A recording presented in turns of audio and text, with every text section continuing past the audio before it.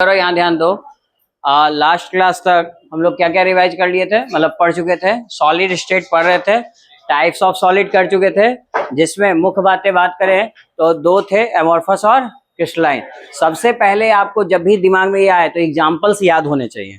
जब भी glass, plastic, rubber होगा वो कौन सा होगा? एमोर्फस।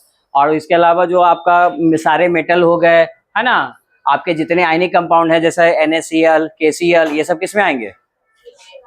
क्रिस्टलाइन में आएंगे। अच्छा, एमोर्फस का एक और नाम था, क्या था जी? बताइए दूसरा नाम। सुपर कूल्ड लिक्विड, क्योंकि इसकी टेंडेंसी क्या होती है? आफ्टर हीटिंग, ठीक है। और इसका नाम क्या था बताओ दूसरा? Pseudo solid. एक और नाम, हाँ, रफ सरफेस उसकी प्रॉपर्टी हो गई, ठीक है, इसका स्मूथ होता है। एक और नाम बताइए। नॉन क्रिस्टलाइन कह सकते हैं, इस पे क्वेश्चन आया था ना, तो नॉन क्रिस्टलाइन भी किसको कहते हैं? एमोर्फस सॉलिड को, ठीक है। उसके बाद आइसोट्रोपिक नेचर में कौन होता है, एमोर्फस या क्रिस्टलाइन? एमोर्फस। और क्रिस्टलाइन क्या होता है? एनाइसोट्रोपिक। अब बात आता है एनाइसोट्रोपिक होता है क्या, बताइए, है ना? Physical property different in different direction. अगर हम अलग अलग डायरेक्शन में जाएं तो फिजिकल प्रॉपर्टी डिफरेंट होगी, अगर सेम रहेगी तो वो आपका किस में आएगा? एमोर्फस, यानी कि नॉन क्रिस्टलाइन सॉलिड में, ठीक है। उसके बाद हमने बात किया, ये हम किस बेसिस पे किए थे? मॉलिक्यूल्स के अरेंजमेंट के आधार पे, नहीं, अरेंजमेंट के आधार पे। उसके बाद हम बात करते हैं कि भाई हमें पढ़ना है सिलेबस में क्या? Crystalline solid. तो क्रिस्टलाइन सॉलिड भी हमने पढ़ा कि कितने टाइप्स के होते हैं जी, किसके आधार पे? On the basis of force of attraction. तो फोर्स ऑफ अट्रैक्शन के आधार पे कल आपने आयनिक सॉलिड का, क्रिस्टलाइन सॉलिड के टाइप्स देखे। कितने टाइप्स थे जी? 4 टाइप्स। मैं जल्दी से लिख देता हूं, जो नए बच्चे उनको भी समझ में आ जाएगा, और आप लोग जवाब देते चलना। पहला सॉलिड क्या था? आयनिक। बताइए इसके पार्टिकल्स, कंसिक्वेंट पार्टिकल्स, जिससे ही मिलके बने हुए हैं। कोई भी चीज, पार्टिकल्स का मतलब हो सकता है या तो उसके अंदर एटम्स मौजूद हो, आयंस मौजूद हो, या फिर मॉलिक्यूल्स मौजूद हो। तो इसके अंदर कौन होंगे? आयंस। और ये साफ साफ एक एग्जांपल से देखोगे तो दिख जाएगा, NaCl, Na+Cl-। तो आयंस है। और इसमें बॉन्ड कौन सा होगा? सिंपल सी बात, आयनिक बॉन्ड या फिर इलेक्ट्रोस्टैटिक फोर्स, ये भी कह सकते हो, इलेक्ट्रोस्टैटिक फोर्स होता है जी। बोलो कोई दिक्कत इसमें? नहीं ना। इसके बाद दूसरा बताइए, दूसरा कौन था? Metallic solid. मेटालिक सॉलिड के एग्जांपल्स बताओ। जितने भी मेटल्स हैं सभी से में आएंगे, जैसे बोलो कॉपर, एल्युमिनियम, ये सब इसमें आएंगे, ठीक है। बताइए इसमें कौन से कंस्टिट्यूएंट पार्टिकल्स होते हैं? आप जब भी इसको ड्रॉ कीजिएगा तो प्रोटॉन, और इन्हीं में ना फोर्स ऑफ अट्रैक्शन होता है। और इसमें फोर्स ऑफ अट्रैक्शन को क्या कहेंगे? Metallic bond. इसी के नाम पे है, तो कोई नया चीज है नहीं। तीसरा बताइए, थर्ड कौन था? Covalent solid. ये थोड़ा इंपॉर्टेंट है जी। कोवैलेंट सॉलिड का एक नाम हम और बताए थे, बताइए जल्दी से। Network solid. क्यों इनको कहते हैं नेटवर्क सॉलिड? क्योंकि आप इसका देखिएगा, इसका एग्जाम्पल हम जैसे बात करें डायमंड या, हाँ जी, डायमंड या ग्रेफाइट। देखो यहां ध्यान दो, डायमंड या ग्रेफाइट। तो एक बात बताओ, कार्बन का ऐसा चेन अगर बना रहे तो तुम ध्यान से देखो, एक नेटवर्क की तरह है कि नहीं? इसके बाद और भी कार्बन इससे जुड़े रहेंगे, ठीक है। तो ये इसीलिए इसको नेटवर्क सॉलिड भी कहते हैं। ये एग्जाम में ऑब्जेक्टिव में बहुत इस नाम से पूछा जाता है, ठीक है। फिर आगे देखिए, अब इसके कंस्टिट्यूएंट पार्टिकल्स कौन होंगे बताओ जल्दी से। क्यों? कार्बन एक एटम है तो ये एटम कहलाएंगे, ठीक है, एटम होंगे इसके कंस्टिट्यूएंट पार्टिकल। और आगे हम आपको एक हिंट दे देते हैं, कार्बन, सिलिकॉन या इनके जो भी कंपाउंड्स होंगे अगर एटम के फॉर्म में जुड़ रहे हैं, जैसे SiC, एक सिलिकॉन का एटम, एक कार्बन का एटम, तो ये क्या कहलाएगा? किसमें आएगा? कोवैलेंट सॉलिड में। इसमें बॉन्ड कौन सा होगा? ऑफ कोर्स कोवैलेंट बॉन्ड होगा। कोई दिक्कत किसी को? और लास्ट जो आप कल पढ़े थे जिसका नाम क्या था? तो 4 तरह का सॉलिड, जिसमें मॉलिक्यूलर सॉलिड। अच्छा, मॉलिक्यूलर सॉलिड में पता है क्या होता है? मॉलिक्यूल्स की बॉन्डिंग होती है। मॉलिक्यूल्स लाइक यहाँ पे कंस्टिट्यूएंट पार्टिकल मॉलिक्यूल्स। और इसमें हमने पहला देखा था क्या जी, बताइए जल्दी से। पहला नॉन पोलर। नॉन पोलर का मतलब समझते हो? नॉन पोलर सॉलिड का मतलब जिसमें कोई भी चार्ज नहीं हो, जैसे I2 में कोई भी चार्ज नहीं होगा, 0 चार्ज होगा, इसीलिए तो चार्ज इस पर नहीं लिखा जाता है। तो बताइए तो इस पे 0 चार्ज क्यों होता है? क्योंकि यहाँ पे जो दोनों एलिमेंट है, बोलते नहीं हो आप लोग, बोलोगे तो सीखोगे, बोलो। हाँ, क्योंकि दोनों एलिमेंट का इलेक्ट्रोनेगेटिविटी क्या है, सेम। इस कारण से इलेक्ट्रॉन कहाँ लाई करेंगे, मिडिल में, जिस कारण से कोई भी चार्ज डेवलप नहीं होगा। आया बात समझ में? किसी को कोई दिक्कत? इलेक्ट्रोनेगेटिविटी डिफरेंस यहाँ नहीं होगा, तो हम पूछे कि इलेक्ट्रोनेगेटिविटी डिफरेंस फिर कहाँ होगा, तो कब होगा जी, पोलर सॉलिड में। ठीक है, और कोई एग्जांपल बताइए। जैसे HCl, देखो हाइड्रोजन है, क्लोरीन है।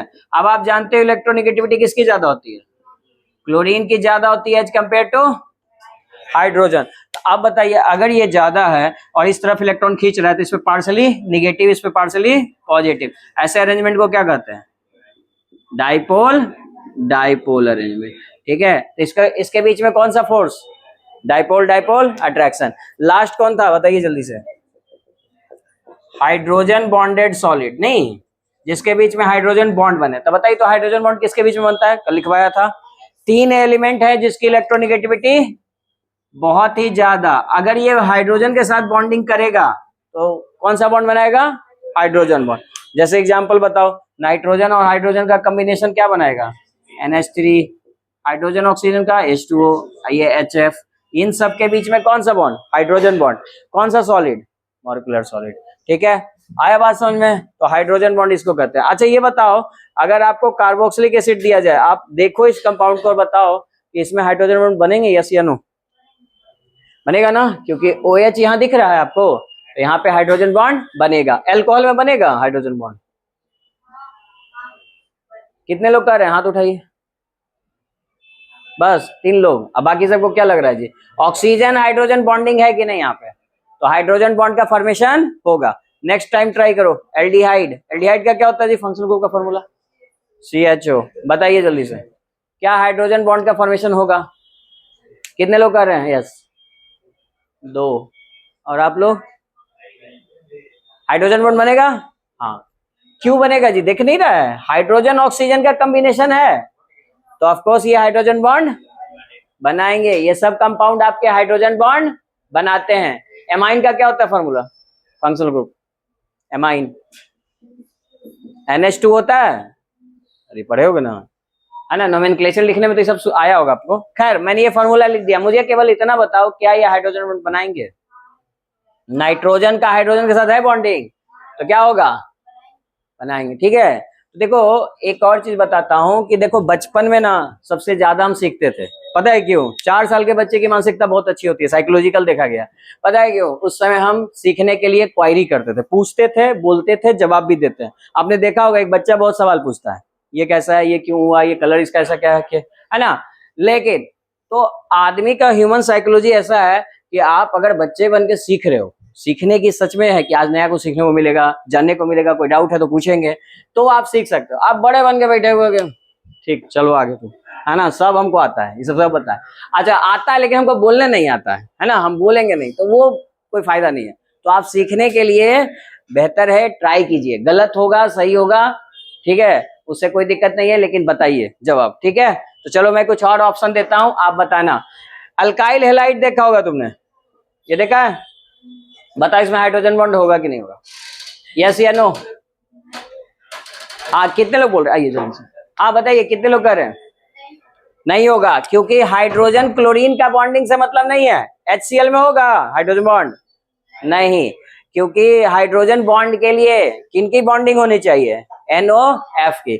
अच्छा एक बात बताओ, CH4 में होगा हाइड्रोजन बॉन्डिंग, नहीं होगा, क्योंकि कार्बन किसके साथ जुड़ा हुआ है, हाइड्रोजन के साथ। ये आपका कुछ ऑर्गेनिक का कॉन्सेप्ट है, जिसके आधार पे आप बता सकते हो किसमें हाइड्रोजन बॉन्ड होगा, कुछ किसमें नहीं होगा। ये सब ऑर्गेनिक में फिर से आपको आएगा देखने को, उस समय आप जवाब दीजिएगा, क्योंकि मैंने हाइड्रोजन बॉन्ड के बारे में बता दिया है। हाइड्रोजन बॉन्ड में क्या बताया जी, 3 एलिमेंट NOF, जब भी हाइड्रोजन के साथ बॉन्डिंग होगी तो वो कौन सा बॉन्ड बनाएगा, हाइड्रोजन बॉन्ड। ठीक है, चलो अब ये सब तुम्हारा 12th बोर्ड का पूछा हुआ क्वेश्चन है। जैसे ये H2O और H2S, बताइए इसमें कौन हाइड्रोजन बॉन्ड बनाएगा, H2O हाइड्रोजन बॉन्ड बनाएगा और ये हाइड्रोजन बॉन्ड नहीं बनाएगा। इसमें फोर्स ऑफ अट्रैक्शन ज्यादा, इसमें कम, इस कारण से ही ये लिक्विड स्टेट में होता है, और आपको बता दें तो ये गैस स्टेट में होता है। उसका रीजन क्या है कि इसमें बॉन्डिंग स्ट्रांग है। अगर बॉन्डिंग स्ट्रांग है तो बॉन्डिंग है कौन कौन सा बॉन्ड है बोलो, भूल गया ना, इतना जल्दी तो गजनी भी नहीं भूलता था ना। हाइड्रोजन बॉन्ड है, कौन है, हाइड्रोजन बॉन्ड। तो हाइड्रोजन बॉन्ड पे ये सब क्वेश्चन आप करोगे, पी ब्लॉक में आएगा, आपको वहां सब रिपीट होगा। ये जितनी पॉइंट्स बता रहा हूँ ये बड़े इंपॉर्टेंट है और बार बार 12th में आपका हर चैप्टर में आता रहेगा, इनऑर्गेनिक में भी आएगा, ऑर्गेनिक में आएगा। तो जो जो पॉइंट को हम हाईलाइट कर रहे हैं, जैसे हाइड्रोजन बॉन्डिंग, इलेक्ट्रोनिगेटिविटी, ये बार बार जरूरत पड़ेगा, तो इन सबको अच्छे से दिमाग में समझ के रखो और आगे इस पे जब भी जरूरत आएगा आप आंसर करना। तो हाइड्रोजन बॉन्ड तो मैंने लिखा दिया कि जब आपका व्हेन, है ना, highly electronegative element like nitrogen, oxygen, fluorine is bonded with hydrogen is called hydrogen bond. ये करवाया था ना कल, कोई दिक्कत इसमें किसी को नहीं ना। तो इस तरह का क्वेश्चन आपसे पूछेगा कि कौन ज्यादा है। फिर आगे आइए बात करते हैं इस पे। तो यहां तक हम लोग लास्ट क्लास किए थे, यहां तक किसी को कोई दिक्कत नहीं ना, आप लोग लिख लियो यहां तक, ठीक है। तो इसी के आधार पे कुछ क्वेश्चन क्या ये सारे ऑब्जेक्टिव क्वेश्चन है, सुनिए क्वेश्चन ध्यान से। Iodine molecule are held in the crystal lattice by, किसकी बात कर रहा है, आयोडीन मॉलिक्यूल। बताइए आयोडीन मॉलिक्यूल में कौन सा फोर्स ऑफ अट्रैक्शन काम करेगा, ये पूछा उन्होंने, ठीक है। आप बता सकते हो जवाब। अच्छा इसमें फोर्स ऑफ अट्रैक्शन आयोडीन यहां दिख रहा है, ये बताइए कौन सा फोर्स ऑफ अट्रैक्शन था इसमें, कोई चार्ज नहीं है तो इसको क्या कहते थे बोलो, बीक, हाँ ठीक है बीक है। आगे नाम डिस्पर्सन फोर्स, एक और नाम बोले थे बाबू, हाँ ये याद है ना, ठीक। अब सुनिए ऑप्शन सुनिए कि आयोडीन में कौन सा फोर्स ऑफ अट्रैक्शन एग्जिस्ट करता है, London force, dipole dipole, covalent bond, none of this. कौन है आंसर, लंदन फोर्स। ये मिल गया जवाब, ठीक है। तो इस तरह के क्वेश्चंस आपको बहुत सारे आएंगे एग्जाम में। आजकल एग्जाम ज्यादा ऑब्जेक्टिव पूछता है तो थोड़ा प्रैक्टिस कीजिए ऑब्जेक्टिव का। अगला बताइए, which of the following exist at covalent crystal in solid state.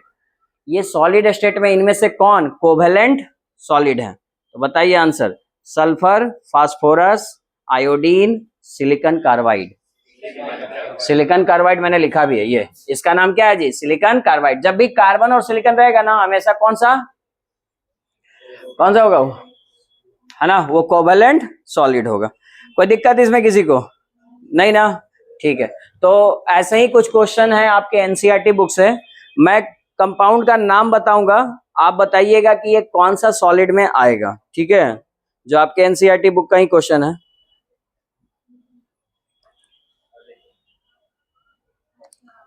Book तो तुम लोग रखे नहीं हो, ठीक है, कल आ जाएगा, ठीक है। क्वेश्चन नंबर 6 है एनसीईआरटी बुक का, मैं लिख देता हूं, पुराना वाला बुक लेना उसमें ये होगा, ठीक है, न्यू एडिशन में ये सब बुक नहीं है।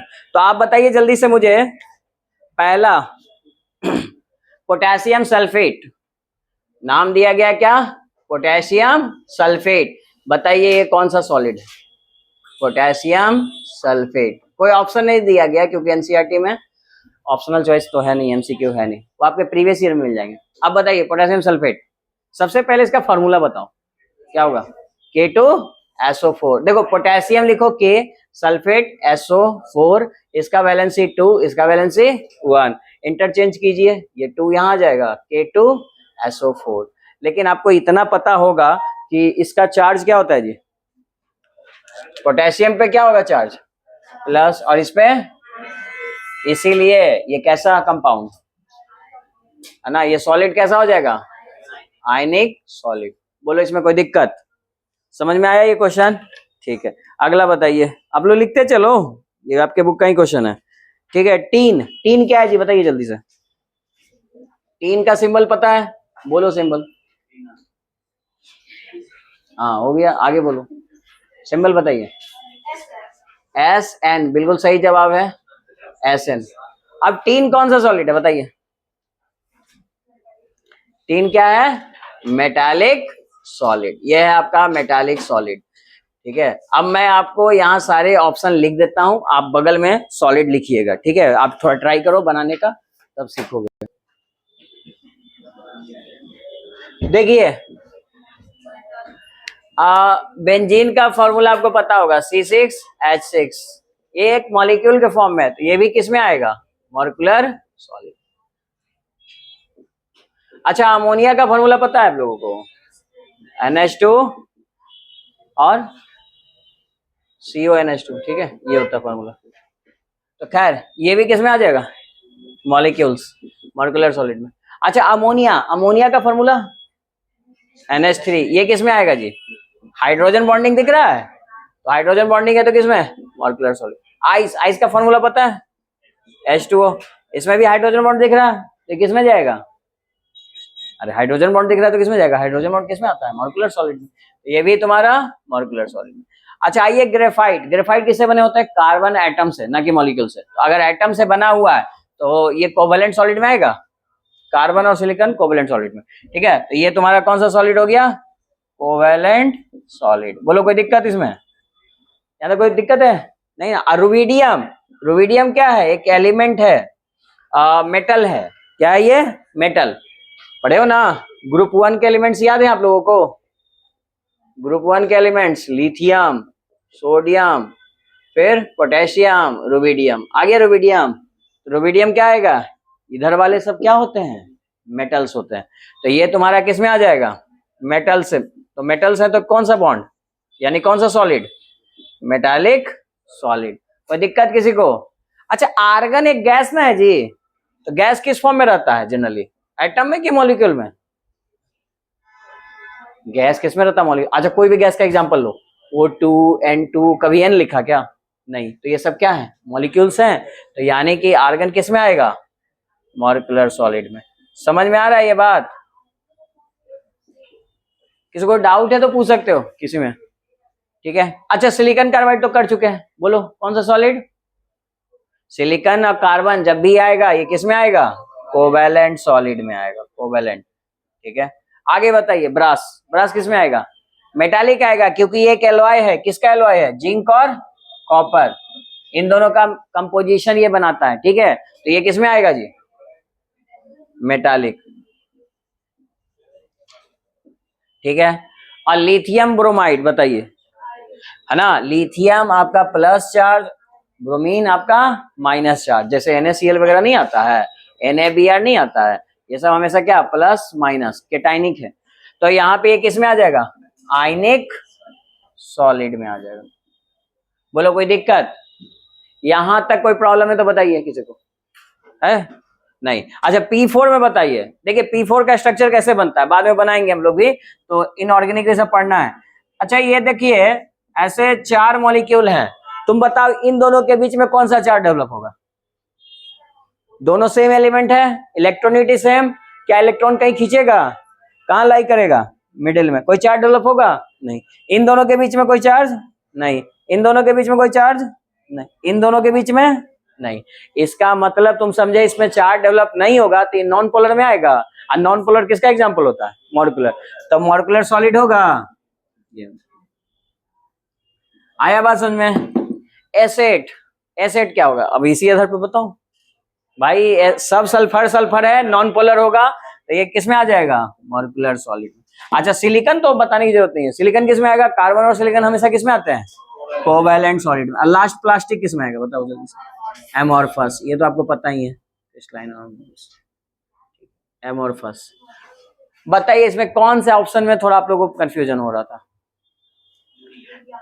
यूरिया में, और हाँ ये सब बेंजीन जितना कुछ है ना ये सब किस में आएंगे, मॉलिक्यूलर सॉलिड में। मॉलिक्यूलर सॉलिड में भी इलेक्ट्रॉन की शेयरिंग से ही बनता है, ठीक है, मॉलिक्यूल वैसे ही बनता है, तो लिख लीजिए ये। मॉलिक्यूलर और कोवेलेंट में थोड़ा कंफ्यूजन होगा, तो एक हिंट मैं बता दे रहा हूं कि कोवेलेंट में एटम की शेयरिंग होती है, और एटम की शेयरिंग मतलब कार्बन और सिलिकॉन एटम की सिर्फ, ठीक है। और अगर जब भी कार्बन सिलिकॉन रहे तो कोवेलेंट टिक करो, और उसके अलावा कुछ भी रहे तो आप मॉलिक्यूलर में ही जाइए। बेंजीन रहेगा तो यहाँ कार्बन के अलावा हाइड्रोजन भी है, यूरिया में भी क्या है, कार्बन के अलावा हाइड्रोजन ऑक्सीजन सब है, अमोनिया में तो आपको साफ साफ पता है हाइड्रोजन बॉन्ड बन रहा है, ठीक है। तो ये सब किसके एग्जाम्पल्स होंगे, मॉलिक्यूलर सॉलिड के। बोलो कोई दिक्कत इसमें किसी को, पहचान लोगे इस तरह से कंपाउंड्स कि कौन से वो एग्जिस्ट करेंगे, ठीक है, तो लिख लीजिए यहां तक।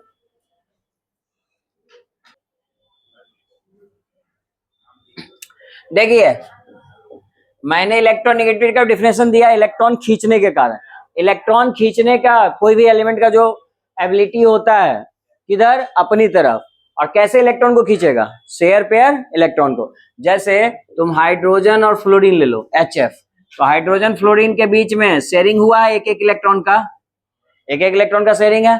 अब आप जानते हो इलेक्ट्रोनिगेटिविटी किसकी ज्यादा, फ्लोरीन की ज्यादा। तो फ्लोरीन की ज्यादा तो इलेक्ट्रॉन किधर शिफ्ट होगा, फ्लोरीन की तरफ। अगर फ्लोरीन की तरफ शिफ्ट हुआ यानी कि इस पे चार्ज क्या डेवलप होगा, माइनस। तो भाई देखो इलेक्ट्रॉन खींचने के कारण शेयर पेयर इलेक्ट्रॉन, ये कैसा इलेक्ट्रॉन है, शेयरिंग वाले, जो कि दोनों का मिलकर शेयरिंग किया है इलेक्ट्रॉन और अपनी और फ्लोरीन खींच रहा है, इसके कारण नेगेटिव चार्ज आ रहा है। तो ऐसे प्रॉपर्टी को क्या कहते हैं, इलेक्ट्रोनिगेटिविटी। ये प्रॉपर्टी किस में लाई करेगा, मेटल या नॉन मेटल में, नॉन मेटल में, ठीक है। अब दूसरी बात बताओ, जैसे तुम लोग पीरियोडिक टेबल देखा होगा और मेटल नॉन मेटल में कंफ्यूज हो रहे हो, तो देखो एक छोटा सा एग्जांपल से क्लियर हो जाएगा, ठीक है। आप बताइए मेरे को, मैंने बोल रहा है जनरली नॉन मेटल्स कौन होते हैं, गैस होते हैं या सॉलिड में होते हैं, गैस होते हैं। तो नॉन मेटल सब इधर ही आता है, जैसे कार्बन, नाइट्रोजन, ऑक्सीजन गैस है ना, सल्फर, फिर तुम्हारा फ्लोरीन, क्लोरीन, ब्रोमीन, आयोडीन, ठीक है। अच्छा यहाँ पे सारे नोबेल गैस होते हैं। नोबेल गैस कौन कौन है, हीलियम, नियॉन, आर्गन, हालांकि इनका जरूरत आपको नहीं पड़ेगा उतना, क्रिप्टन, जेनॉन, रेडॉन। बट ये नोबेल गैस को छोड़ दो तो ये सब कौन है तुम्हारे, कौन है जी, नॉन, ये सब तुम्हारे नॉन मेटल्स हैं। तो इसके अलावा जो इस तरफ आता है जितना है, सोडियम, पोटेशियम, रुबिडियम, है ना, मैग्नीशियम, कैल्शियम, सब क्या है तुम्हारे, मेटल्स हैं। और जनरली ये किस में एग्जिस्ट करते हैं, सॉलिड में, एक आध होते हैं एक्सेप्शन, वो अलग बात है, लेकिन जनरली ये किस में एग्जिस्ट करेंगे, सॉलिड में। और नॉन मेटल जनरली किस में एग्जिस्ट करेंगे, गैस में। जैसे ये पूरा आर्गन क्या है, नोबेल गैस बोलते हो ना इसको, और इनमें भी गैस तुमको दिख रहा है, फ्लोरीन, क्लोरीन, ऑक्सीजन, नाइट्रोजन, सब क्या है, गैस। तो ये सब तुम्हारे किसके एग्जांपल्स हो गए, नॉन मेटल के। तो ज्यादा नॉन मेटल्स कहाँ है, नोबेल गैस आपको कभी एग्जाम में पूछेगा नहीं, उसका जरूरत पड़ेगा नहीं, जरूरत किसकी पड़ेगी, इनकी। तो कितने हैं ये, गिनती से तो 7-8 आपको दिख रहा है, इतना ही ना नॉन मेटल्स है जी। उसके अलावा सब मेटल्स और बीच में थोड़े बहुत मेटलॉइड भी आते हैं, उनको बात करते हैं। तो अगर नॉन मेटल्स कुछ दिमाग में है तो बाकी सब आपका मेटल है, तो आप आसानी से बता सकते हो। बोलो कोई दिक्कत नहीं ना। फिर दूसरी बात बताओ, इलेक्ट्रोनिगेटिविटी भाई ज्यादा किसकी होगी, ये भी निकालना सीखे होगे। बताओ इन सब में सबसे ज्यादा इलेक्ट्रोनिटी किसकी होगी, फ्लोरीन, क्लोरीन, ब्रोमीन, आयोडीन। अच्छा एक बात बताओ, पहले तो सोच के बताओ, साइज किसकी सबसे ज्यादा, रेडियस, रेडियस आपको पता है ना, ऊपर से नीचे जाने पर क्या होता है, इंक्रीज, इंक्रीज करता है ना। इन सब में सबसे ज्यादा रेडियस किसकी होगी, आयोडीन की। अब रेडियस में अगर इलेक्ट्रोनिगेटिविटी की बात करें तो बताइए रेडियस के और इलेक्ट्रोनिगेटिविटी में क्या रिलेशन है, इनवर्सली प्रोपोर्शनल। एक सिंपल सी बात है, देखो ये न्यूक्लियस के कारण इलेक्ट्रॉन को ये खींच रहा है, न्यूक्लियस के कारण इलेक्ट्रॉन को खींच रहा, तो जितना इसका रेडियस कम होगा उतना ज्यादा नहीं खींचेगा जी, उसकी इलेक्ट्रोनिगेटिविटी ज्यादा होगी। आ रहा है बात समझ में। तो यहाँ पे इलेक्ट्रोनिगेटिविटी और रेडियस में क्या रिलेशन है, इनवर्सली प्रोपोर्शनल। तो अगर रेडियस इस डायरेक्शन बढ़ रहा है तो इलेक्ट्रोनिगेटिविटी किस डायरेक्शन बढ़ेगा, ऊपर की ओर बढ़ेगा। तो अगर तुमसे कोई पूछ दिया कि बताओ इन चारों में, किस चारों में, फ्लोरीन, क्लोरीन, ब्रोमीन, आयोडीन, बताइए जी इसमें इलेक्ट्रोनिटी सबसे ज्यादा किसकी होगी, किसकी होगी, फ्लोरीन की, और सबसे कम किसकी होगी। तो क्या इसको डिक्रीजिंग ऑर्डर में नहीं लिख सकते हो, तो बताओ क्या लिखोगे डिक्रीजिंग ऑर्डर में, फ्लोरीन, क्लोरीन, फिर ब्रोमीन, फिर आयोडीन। अच्छा रेडियस इस डायरेक्शन से इस डायरेक्शन में आने पर बढ़ता है कि घटता है, ये लॉन्ग द पीरियड बता रहा हूं, बोलो बढ़ेगा या घटेगा, इंक्रीज या डिक्रीज, कितने लगा रहे हो डिक्रीज। अच्छा कितने लोग इंक्रीज कर रहे हो, इंक्रीज सही जवाब है। इस डायरेक्शन में आने पर रेडियस क्या होता है, इंक्रीज करता है। तो इलेक्ट्रोनिगेटिविटी किधर बढ़ेगा, इस डायरेक्शन में बढ़ेगा, यानी सबसे ज्यादा इलेक्ट्रोनिगेटिविटी किसकी होगी। अगर हम इन तीन ऑप्शन दे तुमको, नाइट्रोजन, ऑक्सीजन और फ्लोरीन, बताओ इनमें सबसे ज्यादा किस, एक कार्बन भी ऐड कर लो, तो बोलो इन चारों में सबसे ज्यादा इलेक्ट्रोनिगेटिविटी कौन, फ्लोरीन, उसके बाद ऑक्सीजन, फिर नाइट्रोजन, देन कार्बन। हाइड्रोजन का सबसे कम नहीं होगा जी, इधर होता है सबसे, तो सबसे कम होगा। तो आप देखो हर जगह हम हाइड्रोजन को कम ही ले रहे थे, देखो फ्लोरीन ज्यादा, हाइड्रोजन कम। सबसे ज्यादा इलेक्ट्रोनिगेटिव कौन सा एलिमेंट होता है, फ्लोरीन। फ्लोरीन हमेशा इलेक्ट्रॉन खींचने वाला होता है और सबसे अधिक खींचता है, ठीक है। तो ये याद रखिए कि किस डायरेक्शन में रेडियस बढ़ता है और उसकी क्या अपोजिट कौन होता है, इलेक्ट्रोनेगेटिविटी। तो सबसे ज्यादा इलेक्ट्रॉनिक किसकी होगी, फ्लोरीन के। इसीलिए हमने बोला कि तीन एलिमेंट कौन कौन, नाइट्रोजन, ऑक्सीजन और फ्लोरीन, ये तीनों बहुत ही ज्यादा हाईली इलेक्ट्रोनेगेटिव होते हैं। और इस कारण से क्या, ये तीनों हाइड्रोजन बॉन्ड बनाते हैं, यही कारण से बनाते हैं, कार्बन से नहीं बनता है, फिर इलेक्ट्रोनेगेटिविटी घट जाता है, बहुत घट जाता है। इनमें क्लोरीन ब्रोमीन में भी काफी कम हो जाता है, तो ये सब नहीं बनाते, ये तीनों बनाते हैं। कोई दिक्कत किसी को इलेक्ट्रोनेगेटिविटी में, समझ में आ गया। नॉन मेटल्स कौन कौन है वो समझ में आ गया। आपका भी दिक्कत होगा दिमाग में, तो आप बता दोगे ना कि मेटल है या नॉन मेटल है। जैसे सोडियम, कैल्शियम, बेरियम पूछ दिया, जिंक पूछ दिया, क्या बोलोगे, ये सब क्या है, मेटल्स है, सब इधर लाई करते हैं, कैल्शियम इधर लाई करता है ना, बेरियम इसके नीचे होता है, तो ये सब मेटल्स में आएंगे। ठीक है, तो मेटल्स इलेक्ट्रॉन का लॉस करते हैं और नॉन मेटल्स गेन करते हैं, जनरली इलेक्ट्रॉन को अपनी ओर खींचते हैं। और यहाँ पे अगर शेयरिंग इलेक्ट्रॉन को खींचेगा तो उसी प्रॉपर्टी को क्या कहेंगे, इलेक्ट्रोनेगेटिविटी। और जिसमें भी एलिमेंट अलग अलग होगा तो इलेक्ट्रॉन को खींचेगा, तो इलेक्ट्रॉन को खींचने के कारण उस पर चार्ज डेवलप होगा कि नहीं होगा। तो ऐसे कंपाउंड्स क्या होंगे, पोलर या नॉन पोलर। भाई चार्ज डेवलप हुआ तो कंपाउंड क्या कहलाएगा, पोलर, आया समझ में। और अगर सेम ही मॉलिक्यूल रहा, दोनों मतलब दोनों फ्लोरीन रहा, तो क्या डेवलप होगा, नहीं, तो ऐसे कंपाउंड्स क्या होंगे, नॉन पोलर। बोलिए कोई दिक्कत है इलेक्ट्रोनेगेटिविटी समझने में, ठीक है। तो इसका बार बार हम लोग यूज करेंगे, तो इसलिए मैंने बता दिया, आप इसको लिख लो और फिर आगे हम चलते हैं अपने सॉलिड स्टेट में।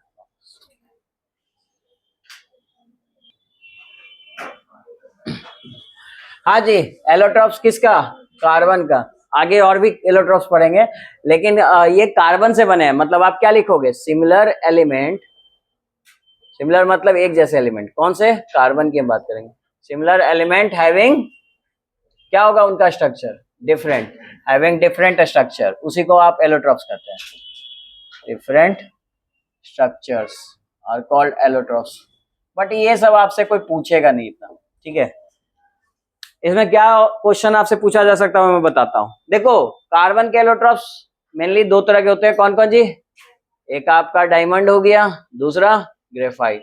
तो ऐसे टेबुलर फॉर्म में ही लिख लेना, डायमंड और ग्रेफाइट। आइए दोनों का स्ट्रक्चर बनाते हैं, क्योंकि दोनों बना हुआ तो कार्बन से, ये हमको पता है, लेकिन दोनों का स्ट्रक्चर अलग अलग है। आखिर क्या स्ट्रक्चर होता है, तो डायमंड का स्ट्रक्चर याद है, दोनों कोवेलेंट सॉलिड है ना, यानी दोनों में चेन यानी नेटवर्क टाइप बनेगा स्ट्रक्चर। डायमंड का स्ट्रक्चर क्या होता है बताइए, एक कार्बन कितने बॉन्ड बनाते हैं जी, 4, है ना। इस स्ट्रक्चर को क्या कहते हैं, टेट्राहेड्रल, क्या बोलते हैं, टेट्राहेड्रल। तो डायमंड का स्ट्रक्चर क्या होता है, टेट्राहेड्रल स्ट्रक्चर। बोलो कोई दिक्कत नहीं ना, ठीक। और ग्रेफाइट का स्ट्रक्चर क्या होता है पता है, बनाओ फिर, ये स्ट्रक्चर देख के बताना फिर कैसा स्ट्रक्चर है ये।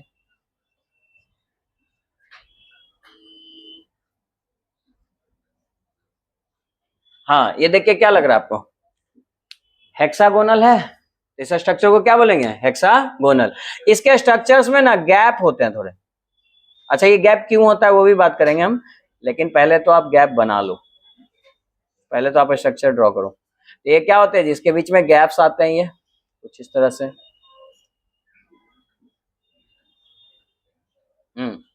इनके बीच में ऐसा गैप्स रहता है लेटेस के बीच में, ठीक है।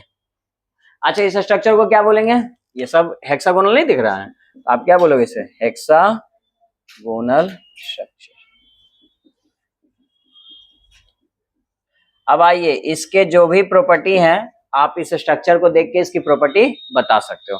पहली प्रॉपर्टी हम बताते हैं, एक बात बताओ, कार्बन में कितने बॉन्ड्स पाए जाते हैं, कार्बन का ये तो पता होगा, सॉरी इलेक्ट्रॉन्स कितने पाए जाते हैं, वैलेंस इलेक्ट्रॉन पूछ रहा हूँ। वैलेंस इलेक्ट्रॉन कितना होता है, आप कैसे लिखते हो, 2 4।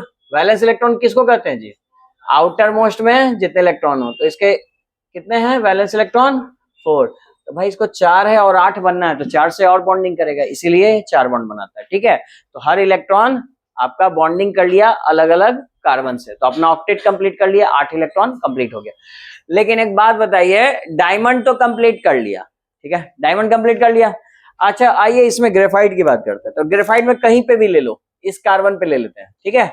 ये कार्बन कितने कार्बन से जुड़ा हुआ देखो तो, एक, ये हर कॉर्नर क्या है, कार्बन को रिप्रेजेंट कर रहा है, 2 3, कितने कार्बन से जुड़ा, 3। कहीं भी देख लो बाबू, इस कार्बन को भी देख लो, 1 2 3, कहीं पे भी 4 लोग जुड़े हुए हैं नहीं। तो एक कार्बन कितने से जुड़ा हुआ है? 3 से। अगर मान लो 4 वैलेंस इलेक्ट्रॉन और 3 ही जुड़ा हुआ है, तो एक इलेक्ट्रॉन क्या हो गया? एक इलेक्ट्रॉन क्या हो गया? फ्री हो गया। यानी कि इसमें एक फ्री इलेक्ट्रॉन पाए जाएंगे, है ना। हर कार्बन के पास एक इलेक्ट्रॉन क्या होगा? फ्री होगा। इसमें कोई फ्री इलेक्ट्रॉन पाए जाएंगे क्या? नहीं। अब बताओ, आपने सुना होगा डायमंड और ग्रेफाइट में कौन इलेक्ट्रिसिटी कंडक्ट करता है? क्यों करता है? देखो, इलेक्ट्रिसिटी कंडक्ट करने का सिंपल वर्ड में मतलब समझोगे तो एक जगह से दूसरे जगह इलेक्ट्रिसिटी आ रही है, जैसे पावर हाउस से यहां तक आ रही है ना, है ना, पावर हाउस। तो वो आ रहा है, कैसे आ रहा है? किसी मीडियम के थ्रू लाया जा रहा है, वायर के थ्रू लाया जा रहा है, कॉपर वायर है ये जो भी है, उनके थ्रू लाया जा रहा है। यहां से भी स्विच ऑन करते हो तो वो चलने लगता है, कैसे? क्योंकि वो वायर के थ्रू जा रहा है। तो अब आप इस बात को समझिए कि उस वायर में ऐसी खास बात क्या है जो इलेक्ट्रिसिटी बेसिकली चार्ज है, चार्ज को एक जगह से दूसरी जगह कैसे ले जाया जा रहा है। तो वहां पे कोई ना कोई फ्री होगा जो कि एक जगह से उस जगह को दूसरे जगह तक ले जा रहा है। जैसे इस पेन को मुझे वहां तक भेजना है, तो कोई तो फ्री हो जो इस पेन को वहां तक ले जाए। आ रहा बात समझ में? उसी तरह चार्ज को लाने के लिए उसमें क्या प्रेजेंट होते हैं, खास करके फ्री होना चाहिए। तो आपने पढ़ा है कि इलेक्ट्रॉन्स क्या करते हैं? चार्ज को फ्लो कराने में मदद करते हैं। तो इलेक्ट्रॉन्स कराते हैं ये मदद। तो अगर इलेक्ट्रॉन्स फ्री हैं तो वो क्या करेंगे? इलेक्ट्रिसिटी को कंडक्ट करेंगे। और अगर इलेक्ट्रॉन्स फ्री नहीं है तो फिर इलेक्ट्रिसिटी को कंडक्ट नहीं करेंगे। तो जिसमें भी फ्री इलेक्ट्रॉन पाया जाएगा, सारे मेटल्स जो भी हैं जो आपके इलेक्ट्रिसिटी को कंडक्ट करते हैं, जैसे कॉपर हुआ, एल्युमिनियम हुआ, तो एल्युमिनियम वगैरह क्यों कंडक्ट करता है? क्योंकि देखो ना, इसमें इलेक्ट्रॉन ये 3 को फ्री है ना। तो इलेक्ट्रॉन जब भी फ्री रहेगा तो इलेक्ट्रिसिटी को कंडक्ट वो करेगा, इसलिए एल्युमिनियम आपका इलेक्ट्रिसिटी को कंडक्ट करता है, कॉपर भी इलेक्ट्रिसिटी को कंडक्ट करता है। तो ये ग्रेफाइट में क्या पाया जा रहा है ऐसा खास बात? उसमें फ्री इलेक्ट्रॉन पाए जा रहे हैं तो वो इलेक्ट्रिसिटी को कंडक्ट करेगा। अब बताओ डायमंड में पाया जा रहा है free electrons? No free electrons.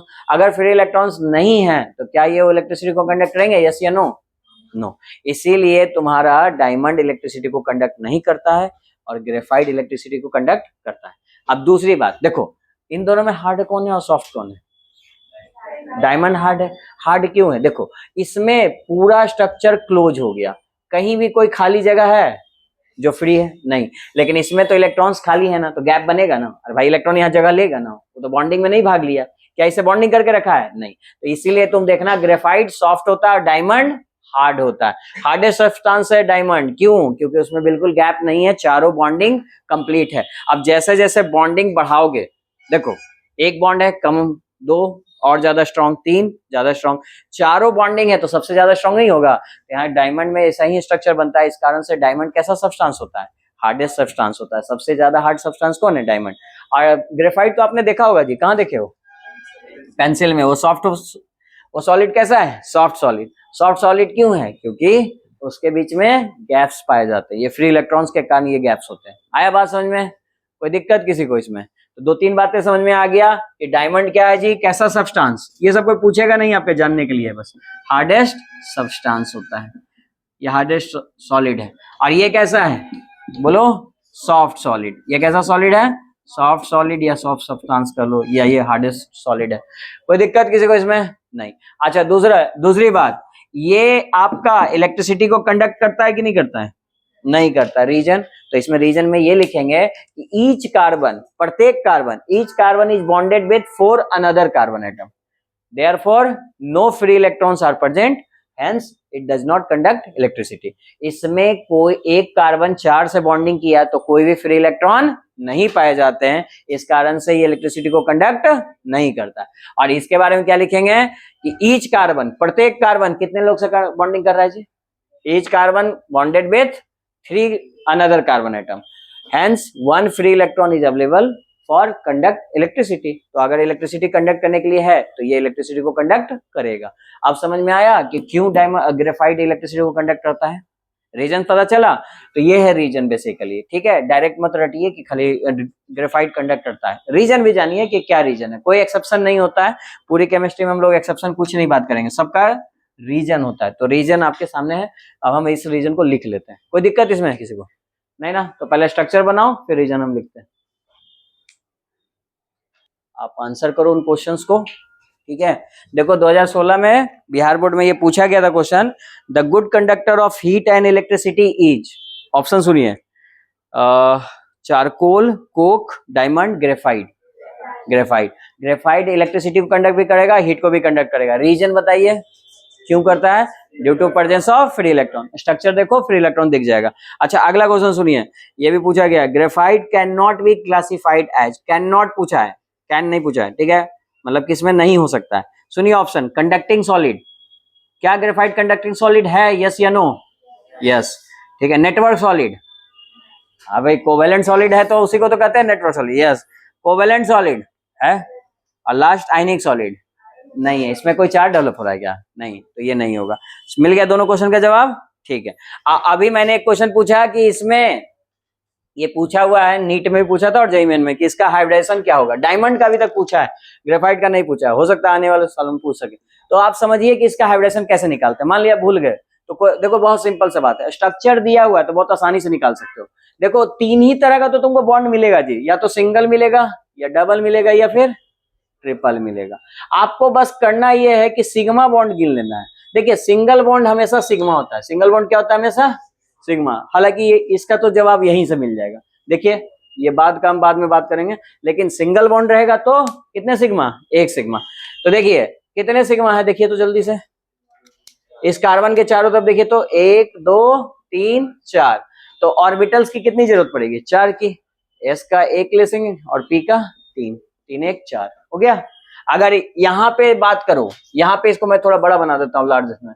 देखो, ये कार्बन इससे जुड़ा हुआ है, इससे जुड़ा हुआ और इससे जुड़ा हुआ, तीनों को ना सिग्मा है जी, 3 सिग्मा। तो 3 सिग्मा दिख रहा है, 1 2 3। तो कितने ऑर्बिटल्स की जरूरत पड़ेगी? 3। एस में हमेशा एक ही ऑर्बिटल होता है और पी में 3 होता है। तो बताइए क्या लिखेंगे, 2 या 3? 2, 1 + 2 3 आ गया, तो 3 सिग्मा। तो जितने सिग्मा होते हैं ना, वही हाइब्रिडेशन होता है। मतलब अगर सिग्मा 4 रहेंगे तो sp3 लिखेंगे, सिग्मा 3 रहेंगे तो sp2 लिखेंगे, और सिग्मा 2 रहेंगे तो sp लिखेंगे। ये ऑर्गेनिक में आपने सीखा होगा हाइब्रिडेशन निकालना। तो इस तरीके से आसानी से आप हाइब्रिडेशन निकाल सकते हो। बोलो कोई दिक्कत? कभी भी आएगा निकाल लोगे ना, ठीक। और अगर डबल बॉन्ड मान लो कहीं मिल गया, तो इसको एक ही सिग्मा, सिग्मा हमेशा एक ही होगा, बाकी सब कौन होगा? पाई। तो एक सिग्मा और एक पाई। तो फिर इसमें बताओ तो सिग्मा कितने? एक, और पाई कितने? बाकी सब पाई। तो 1 सिग्मा एंड 2 पाई। बोलो कोई दिक्कत? तो क्या इस तरह से आपको कभी भी हाइब्रिडेशन दिया जाएगा तो आप उसके क्वेश्चन बता दोगे ना? जैसे आपको दे दिया गया CH4, ऐसे ही प्रैक्टिस पॉइंट ऑफ व्यू से ये लिखना मत। बताइए इसका हाइब्रिडेशन, बोलिए। हाँ, चारों सिंगल बॉन्ड है ना जी, कितने सिग्मा? 4 है ना। तो 4 सिग्मा है तो कौन सा हाइब्रिडेशन? sp3। तो कार्बन का हाइब्रिडेशन यहाँ पे क्या हो जाएगा? sp3। जैसे ये तुम्हारा प्रैक्टिस पॉइंट ऑफ व्यू से ये कर लू, CH3। तो क्या हर कार्बन का हाइब्रिडेशन आप निकाल सकते हो? चलो निकालो जल्दी से, फिर ये आगे हम बढ़ते हैं।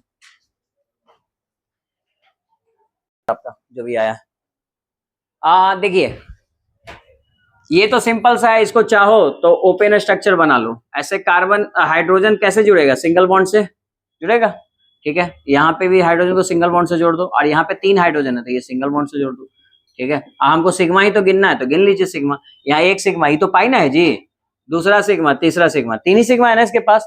तो कौन सा हाइब्रिडेशन? 3 सिग्मा रहेगा, sp2। इसमें गिनिए 1 2 3, तो ये भी कौन सा हो जाएगा? sp2। और ये वाला 1 2 3 4, तो क्या आ जाएगा? sp3। कोई दिक्कत? आइए इसकी बात करते हैं, इसमें क्या होगा? कितने सिग्मा? 1, ये तो पाई ना है जी, 1 2 3, 3 सिग्मा, तो क्या आ जाएगा? sp2। अच्छा, इसके बारे में बताओ तो क्या आएगा? आप लोगों का क्या जवाब है, आप सोच के बताओ भाई। एक सिग्मा यहाँ अच्छा, इसमें लिखो ना सिग्मा पाई, वहां तो लिखा हुआ ही। डबल बॉन्ड में क्या होता है? सिग्मा एक ही होगा सब में, तो एक सिग्मा और एक पाई। तो कितना? 2 सिग्मा है तो क्या आएगा? sp। आइए इस पे बात कीजिए, 1 सिग्मा 2 सिग्मा 3 सिग्मा, क्या आ जाएगा? sp2। ऐसे क्वेश्चन नहीं बन जाएगा आसानी से? कभी कभी ये भी एग्जाम्स में आपके पूछ देते हैं। इवन ये भी क्वेश्चन पूछ देता है कितने सिग्मा बॉन्ड है, कितने पाई बॉन्ड है, तो वो नहीं बता सकते हो। इसमें सिग्मा कितने टोटल बताओ तो? 1 2 3 4 5 6, 6 सिग्मा, और पाई कितने? 2। तो ये भी क्वेश्चन पूछ सकता है आपको कभी कभी। इसमें भी पूछ दिया जैसे कि कितने सिग्मा जी, बताइए कितने सिग्मा है इसमें टोटल?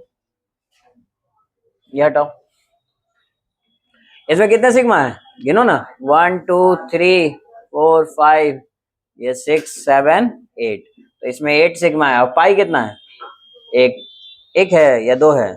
एक पाई। और इसमें इसमें कितने सिग्मा है? 1 2 3 4 5 6 सिग्मा, और पाई कितने हैं? 2। तो ये भी क्वेश्चन कभी कभी पूछ देता है एग्जाम्स में, आपके बहुत बार पूछे गए हैं, और जो भी क्वेश्चन पूछे जाएंगे सब में यही कॉन्सेप्ट ही अप्लाई करना, बन जाएगा। कोई दिक्कत किसी को? ठीक है, तो चलो सिग्मा पाई को हम रहने देते हैं, हम अपने सॉलिड स्टेट पे वापस आते हैं। और एलोट्रॉप्स कंप्लीट करने के बाद अभी तक आपने क्या पढ़ा? आपने पढ़ा कि सॉलिड में जो कॉन्सिक्वेंट पार्टिकल्स होते हैं, कॉन्सिक्वेंट पार्टिकल्स होते हैं, उसके अरेंजमेंट के आधार पे वो दो टाइप के। फिर हम पढ़े कि क्रिस्टलाइन भी, इनके बॉन्डिंग, इनके बीच में जो फोर्स ऑफ अट्रैक्शन, उसके आधार पे 4 टाइप्स के। और उसमें कोवेलेंट सॉलिड में एक चीज और पढ़े कि कोवेलेंट सॉलिड कार्बन के एलोट्रॉप्स होते हैं, और कार्बन के एलोट्रॉप्स दो तरह के होते हैं। ठीक है, डायमंड का आपको हाइब्रिडेशन ऑब्जेक्टिव में पूछता है, ध्यान रखिएगा। बाकी डायमंड इलेक्ट्रिसिटी को कंडक्ट इसलिए नहीं करता कि उसमें फ्री इलेक्ट्रॉन नहीं होते हैं, और इसमें फ्री इलेक्ट्रॉन होते हैं इसलिए इलेक्ट्रिसिटी को कंडक्ट करते हैं। आया बात समझ में? तो यहां तक तो हो गया सॉलिड का क्लासिफिकेशन वगैरह, बस अभी हम क्लासिफिकेशन ही पढ़े और कुछ नहीं पढ़े। तो पहला टॉपिक यहाँ आपका कंप्लीट होता है। जो मैंने इंट्रोडक्शन में 6 पॉइंट दिखाए थे ना, उसमें पहला टॉपिक यही था, क्लासिफिकेशन ऑफ सॉलिड। ठीक है, आगे बात करते हैं। तो देखो, ये जो सॉलिड है, इसको एक क्रिस्टल लैटिस भी कहते हैं, ये लैटिस के फॉर्म में होता है। तो नेक्स्ट हेडिंग दीजिए क्रिस्टल लैटिस। आपने देखा होगा जब मैंने इंट्रोडक्शन लिखाया था, तो नेक्स्ट टॉपिक क्या था? Crystal lattice in solid. Crystal lattice, lattice का मतलब एक जाल की तरह बने होते हैं, बहुत सारे मॉलिक्यूल्स जुड़े होते हैं। तो crystal lattice in solid, in solid, और एंड करके लिख लो, एंड यूनिट सेल। और क्या होगा साथ में जी? Unit cell. यूनिट सेल क्या होता है उसके बारे में बात करेंगे। ठीक है, तो ये लिखिए क्रिस्टल लैटिस, क्रिस्टल लैटिस इन ए सॉलिड। देखो सॉलिड में मैंने क्या बोला, सॉलिड के अंदर बहुत सारे पॉइंट्स होंगे, तो इन पॉइंट्स को अगर मिला दो, और पॉइंट्स को कैसे मिलाओ? 3 डायमेंशन में, मतलब कुछ ऐसा है। तो ये देखो एक क्यूब की तरह ये फॉर्म हो रहा है। ठीक है, ये कैसा फॉर्म हुआ आपका? क्यूब की तरह। इसी तरह से ये आगे चलता रहेगा। तो ये क्यूब की तरह जो ये बन रहा है, इसी को हम क्या बोलते हैं? Crystal lattice. लेकिन अगर हमको इसकी प्रॉपर्टी पता करनी हो तो हम क्या करेंगे? तो इसका एक छोटा सैंपल लेंगे, और वो जो छोटा सैंपल लेंगे उसी को क्या बोलते हैं? Unit cell. यूनिट सेल का मतलब हो गया कि आप सिंपल एक छोटा सा इसका क्यूब ले लीजिए, और बताइए इस क्यूब का जो प्रॉपर्टी होगा वो इंटायर लैटिस का वही प्रॉपर्टी ना होगा जी। जैसे शुगर, शुगर एक सॉलिड है, क्रिस्टलाइन सॉलिड है।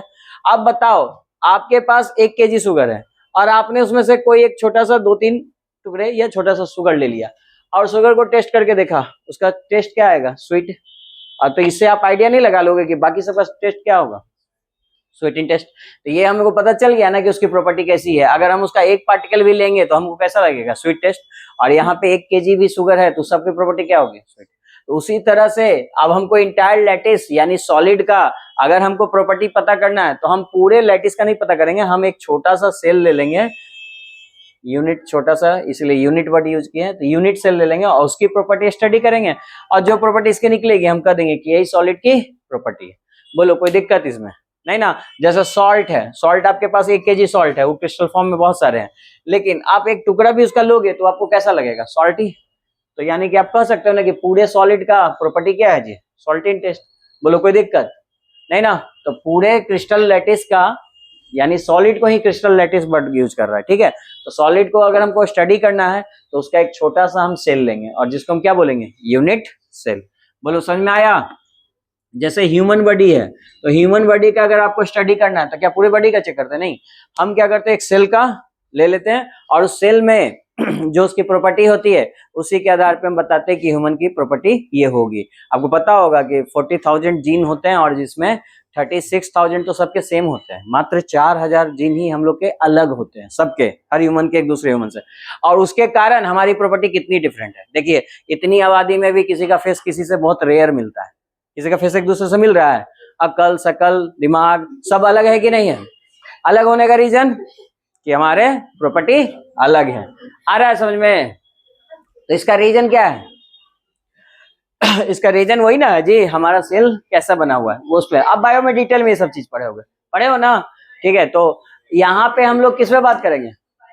यहाँ बायो की नहीं बात करेंगे, यहाँ हम लोग बात करेंगे सॉलिड में, कि सॉलिड में क्या उनकी प्रॉपर्टी अलग होती है, क्योंकि हम केमिस्ट्री पढ़ रहे हैं। ठीक है, तो सॉलिड के लिए हम बात करेंगे तो यूनिट सेल की बात करेंगे, और यूनिट सेल का डिफिनेशन आपके बोर्ड एग्जाम में पूछा हुआ है, तो लिखिए यूनिट सेल का डिफिनेशन क्या होता है, हेडिंग दीजिए, ये 2 मार्क्स में आएगा। देखो जो भी एग्जाम पॉइंट ऑफ व्यू से इंपॉर्टेंट है मैं हाईलाइट कर दूंगा, मैं पहले ही बता दूंगा ये जरूर पढ़ के जाइए, वो एग्जाम में आएगा, और जो ज्यादा इंपॉर्टेंट नहीं हो वो भी बता दूंगा कि ये अगर छोड़ भी दोगे तो कोई दिक्कत नहीं होगा आपको एग्जाम में आपका। ठीक है, ठीक है, तो कहां से क्वेश्चन आ सकता है इसके लिए जरूर PYQ बनाइएगा, क्योंकि मैं पहले ही बोला हूं कि जो पढ़ो यही याद करो और इतने ध्यान से समझो कि आप उसको अपने लैंग्वेज में लिख सको, क्योंकि एग्जाम में भी लिखा रहता है परीक्षार्थी यथा संभव अपने शब्दों में लिखे। तो देखिए ध्यान दीजिए, देखो यहाँ ध्यान दो, यूनिट सेल के बारे में क्या बोलेंगे। देखो पूरा लैटिस से या सॉलिड से जो एक छोटा पार्ट निकाले, पहला लाइन में हम क्या लिखे, देखिए तो यही तो लिखे हैं, इट इज द स्मॉलेस्ट, इसका सबसे छोटा पार्ट, किसका, लैटिस का, क्रिस्टल लैटिस का सबसे छोटा पार्ट निकाले, ठीक है, जिसको कि आप रिपीट करो। रिपीट का मतलब क्या, फिर से यही बनाते चलो, फिर से यही बनाते चलो। तो अगर रिपीट करेंगे, अगर हम फिर से रिपीट करते हैं अगेन एंड अगेन, तो जनरेट बनता है, क्या बन जाएगा जी, यही लैटिस नहीं बन जाएगा, हर बार क्यू ऐसे बढ़ाते गए तो वो लैटिस बन जाएगा, और उस लैटिस को क्या बोलते हैं, यूनिट सेल। आया बात समझ में, याद हुआ डेफिनेशन कि ये सबसे छोटा पार्ट है क्रिस्टल लैटिस का, जिसको हर डायरेक्शन में रिपीट करेंगे तो क्या बनेगा, क्रिस्टल लैटिस, और उस स्मॉलेस्ट पार्ट को क्या बोलेंगे, क्या बोलेंगे, यूनिट सेल। अब हम 2 मिनट में रिवाइज करते हैं कि आज क्या क्या पढ़े। आज क्या क्या पढ़े, पहला तो चीज हम लोग पढ़े, क्वेश्चंस कुछ किए थे, उसके आगे की बात करते हैं, तो हम लोग एलोट्रॉप्स की बात किए थे, किसका, कार्बन का। अब कार्बन है तो एलिमेंट क्या होगा, सिमिलर, लेकिन उसका स्ट्रक्चर अलग अलग होगा, उसी को बोलते हैं एलोट्रॉप्स। जैसे कार्बन के 2 एलोट्रॉप्स बड़े कॉमन है, कौन कौन, डायमंड और ग्रेफाइट।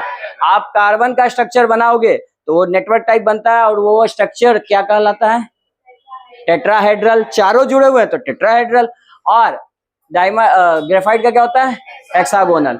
यहाँ पे हर 4 कार्बन कितने, एक कार्बन 4 कार्बन से जुड़ा हुआ है, इसीलिए कोई फ्री इलेक्ट्रॉन्स होंगे क्या, नहीं होगा, तो इलेक्ट्रिसिटी को कंडक्ट करेगा। लेकिन ग्रेफाइट में कितने लोग जुड़ते हैं कार्बन से, 3, तो 1 इलेक्ट्रॉन फ्री, इसीलिए ग्रेफाइट क्या करता है, इलेक्ट्रिसिटी को कंडक्ट करता है। ये तो हो गया खत्म, 2 ही क्वेश्चन पूछेगा, यही दोनों, आपको इससे ज्यादा नहीं पूछेगा। फिर हम बात किए क्रिस्टल लैटिस, जो कि एक सॉलिड का स्ट्रक्चर है, और उसका एक छोटा पार्ट निकाल लीजिए तो उसको क्या बोलते हैं, यूनिट सेल। इस छोटे पार्ट को रिपीट करते चले जाएंगे तो पूरा इंटायर लैटिस जनरेट हो जाएगा, उसी को क्या बोलते हैं, यूनिट सेल। ये यूनिट सेल का एक डेफिनेशन है जो कि बोर्ड एग्जाम्स में पूछे गए। ठीक है, अगले क्लास में हम बता देंगे कौन से ईयर में पूछे गए और कौन कौन से क्वेश्चन आते हैं। इतना रिपीट करके आइए, फिर आगे हम पढ़ते हैं कि टाइप्स ऑफ यूनिट सेल कितने टाइप्स करते हैं। हाँ।